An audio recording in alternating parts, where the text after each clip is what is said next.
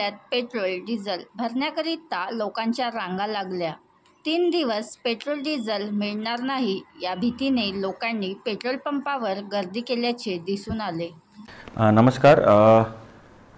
मागच्या कालपासून आपण बघितलं असेल की सोशल मीडियामध्ये हे जे ड्रायव्हर्स सगळ्या लोकांचं पूर्ण स्ट्राईकच्यामुळे ज्या पॅनिकमुळे सगळे नागरिक घराच्या बाहेर पडून पेट्रोल पंप डिझेल पंपावर अननेसेसरी गर्दी करून पॅनिक बाईंग जे करत आहे, मी सगळ्यांना सांगू इच्छितो की आजच आमची सगळ्या IOCL, BPCL, HPCL या ऑइल कंपनीसोबत, पेट्रोल पंप असोसिएशनसोबत सगळ्यांसोबत आज बैठक पार पडलेली आहे आणि नागपूर जिल्ह्यामध्ये पेट्रोल डिझेल आणि LPGचा मुबलक साठा उपलब्ध आहे।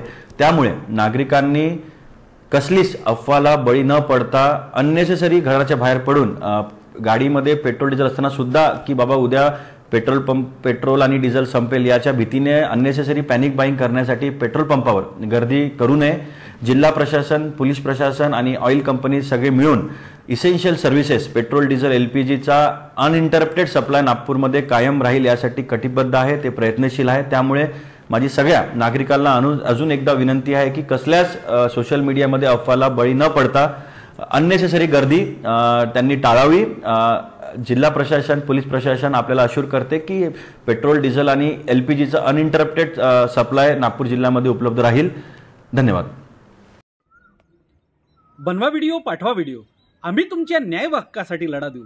ताज्या बातम्या व घडामोडींसाठी पाहत राहा फक्त महाराष्ट्र लाईव्ह न्यूज। आजच आमच्या चॅनलला सबस्क्राईब करा, शेअर करा, कमेंट करा आणि हो, बेल आयकॉन दबायला विसरू नका। जय महाराष्ट्र।